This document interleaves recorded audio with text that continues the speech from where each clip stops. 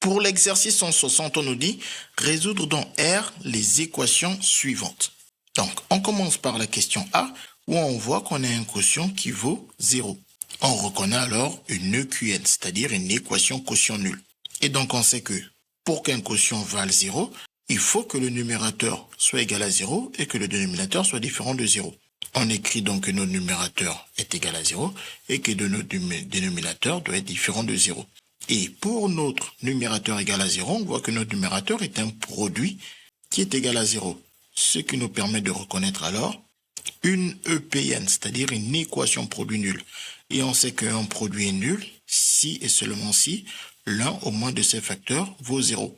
Peut-être que c'est le premier facteur qui vaut 0 ou peut-être que c'est le deuxième facteur qui vaut 0. Ce sont les seules possibilités pour qu'un produit vale 0.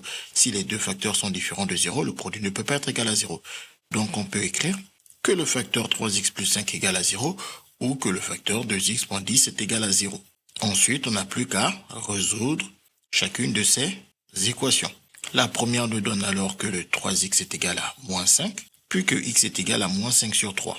La deuxième nous donne que 2x égale à 10, puis que x égale à 10 sur 2. Et 10 sur 2, ça vaut 5. Pour résoudre ici, on fait comme si c'était une égalité. Le 9x doit être différent de moins 15, puis x doit être différent de moins 15 sur 9. Et comme 15 c'est 3 fois 5 et 9 c'est 3 fois 3, on peut alors simplifier par 3.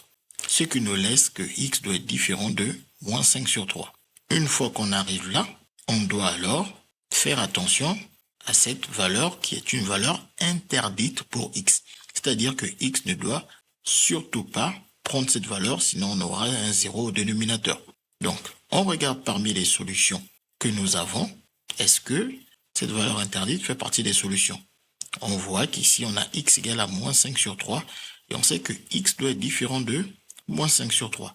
Donc par conséquent, cette valeur ne peut pas être retenue parmi les solutions. Et pour la valeur 5, on voit qu'elle est bien différente de moins 5 sur 3. Donc cette valeur est retenue parmi les solutions. On peut par exemple dire, comme le 5 il est différent de moins 5 sur 3, alors l'ensemble de solutions S est le singleton 5. Enfin, on arrive à la toute dernière question, l'équation de la B. Ici, on a toujours un quotient qui vaut 0.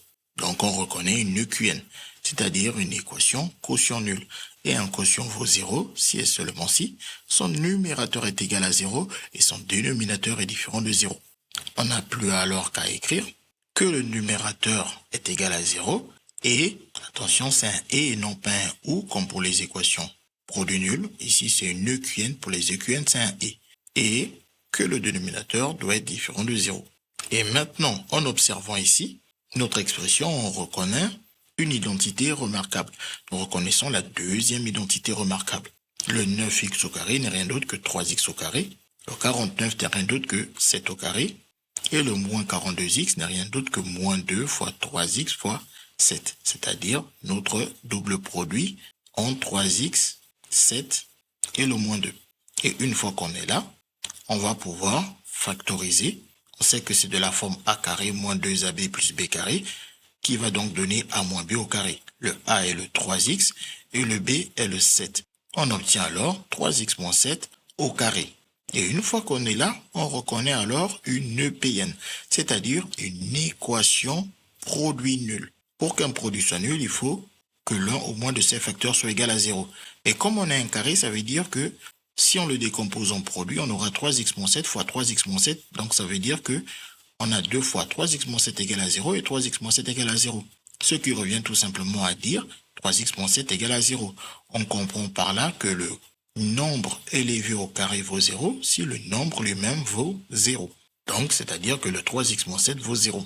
Puis on a que 3x est donc égal à 7, puis que x est égal à 7 sur 3. Et maintenant de l'autre côté, ici on reconnaît clairement la troisième identité remarquable. Le 9x au carré n'est rien d'autre que 3x au carré, et le 49 n'est rien d'autre que 7 au carré. On a donc a carré moins b carré, où le a est le 3x, le b est le 7, qui va donc nous donner a plus b facteur de a moins b. C'est-à-dire 3x plus 7 facteur de 3x moins 7. Et donc, comme on cherche pour quelle valeur de x, c'est-à-dire des valeurs interdites à x, ce produit va être différent de 0, Il faut donc qu'aucun de ces facteurs ne puisse être égal à 0, parce que si un de ces deux facteurs vaut 0, le produit donnera 0. Donc il faut que le premier soit différent de 0 et aussi que le deuxième soit différent de 0. Ce qui nous donne alors 3x plus 7 différent de 0 et 3x moins 7 différent de 0. Et ensuite, on n'a plus qu'à résoudre comme si c'était une égalité. On obtient alors 3x différent de moins 7, soit x différent de moins 7 sur 3. Et pour l'autre différence, on refait la même chose.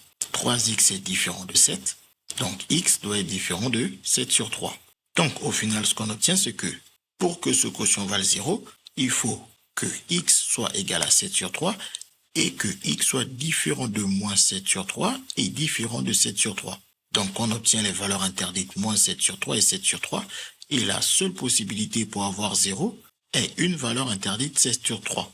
Donc on ne peut pas retenir cette valeur comme étant une solution. Par conséquent, cette EQN, c'est-à-dire cette équation quotient nul, ne possède alors pas de solution. On peut par exemple dire, comme 7 sur 3 est une valeur interdite, alors l'ensemble de solutions S est l'ensemble vide.